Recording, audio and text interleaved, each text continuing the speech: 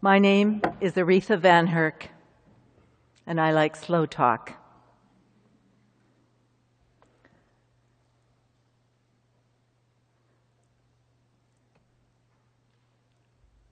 Talking is our connection and our negotiation, our conversation and our confession, our colloquy and conference. We summit and discuss, we whisper and prattle, we interact and react. Talk, the words we offer to one another, is a gift and a question, a challenge and an utterance, a parley and an oration. Ever noticed that now that we text, how did text become a verb? The same way I suspect that journal did. Do you journal? No. I scribble, I draft, I jot, and I scrawl, but I do not journal. Now that we text, we talk less. It's become quieter on the train, on the bus, in the cafes. More finger work and less tongue. We could get out of practice.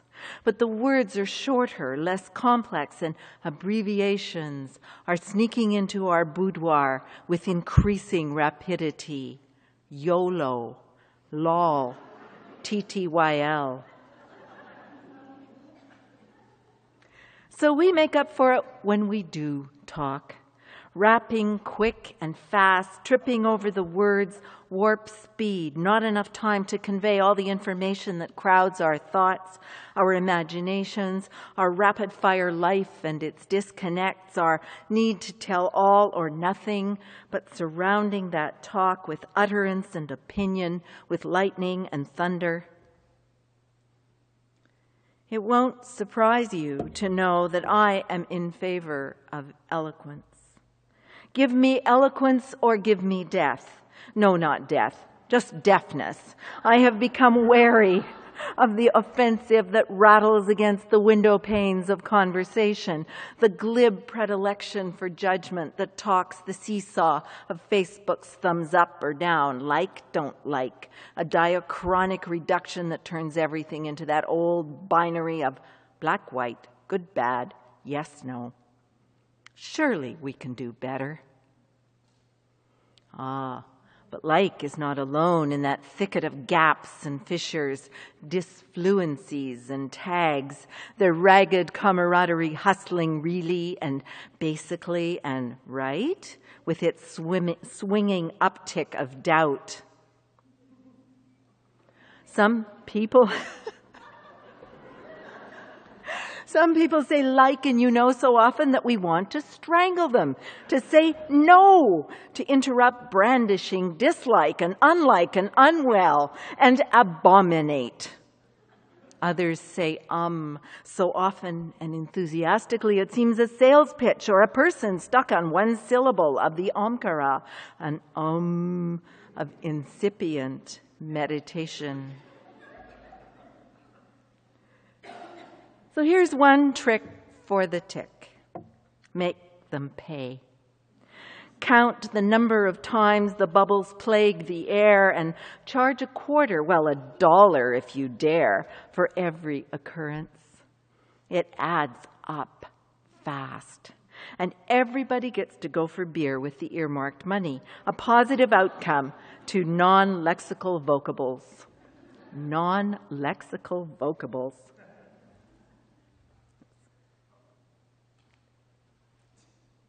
Not cooperating. But that's not the only irregularity haunting the cognitive roadblocks of talk. There's a far worse character, shady and misleading, filled with mischief because he is the incarnation of spontaneity and fun, a casual acquaintance, a hanger-on.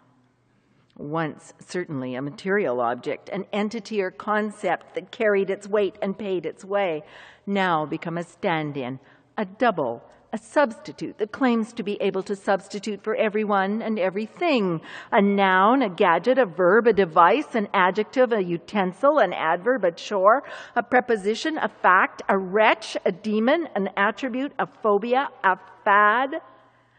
Dr. Seuss was way ahead of us. But there he is. But I wish he'd killed it, that thing, put them back in the box and downright drowned them, because they have become monstrous, devouring, a constant presence that walks into precise corners and ideas and blurs their dimensions to meaninglessness. By comparison, a simple becomes artistic and friendly, less hesitation than style, a version of umbrella, private and thoughtful and even erotic. Or an edict, one we all recognize, pas de panique, keep calm and then the ums will dissipate. We'll resort to sotto voce tenderness, just a gentle filled pause, patient and nicely dressed, a repair patch, a waiting room. Well, actually, well-meaning enough, just so long as it does not follow, when it joins a gang of ne'er-do-wells intent only on the dull oral thuggery of repetition without outcome or parole. Surely, the reason has to do with how fast we are sending and receiving words. The speed making us queasy, that our cognitive capacity is buckling under the pressure of too much, de trop. Given that our days and hours are stretched and thin, we try to talk faster than we think, not thing, and so we speed ahead and give up on the pleasures of a good word round on the tongue, and so we throw in thing instead. I never thought that I would quote John Wayne, but he does offer some good advice. Talk low, talk slow, and don't talk too much. To which I would add, and when you talk, make the talk count. Enjoy the listening, mean the words, because the speed at which we move and speak changes our experience, changes the meaning of the talk. Quick to listen, slow to speak. Those are the kinds of things we all want to have, we all want to converse with. Or we'll end up feeling like we want to duct tape the talky mouth shut, not because of their bad fashion sense, but because of the like thing coming out of their mouths.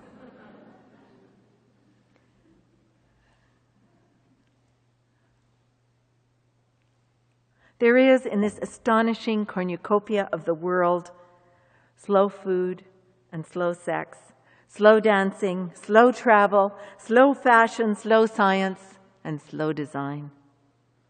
We don't need to be flaneurs and walk at the pace of a person with a turtle on a line, but we might find better words to use to make our talk a little tastier. Pause is sometimes enough. To give us pause, to give us a moment to laugh or to appreciate a furry intimacy, a moment of balance. And after all, I'm not the only one who wants to slow talk as rich and textured as ration and exchange, confabulation and dialogue and interchange. Here's one of them, a master of words, those marvelous components of all the thoughts we harbor and how we can offer them to one another in touch and in conversation. Thank you.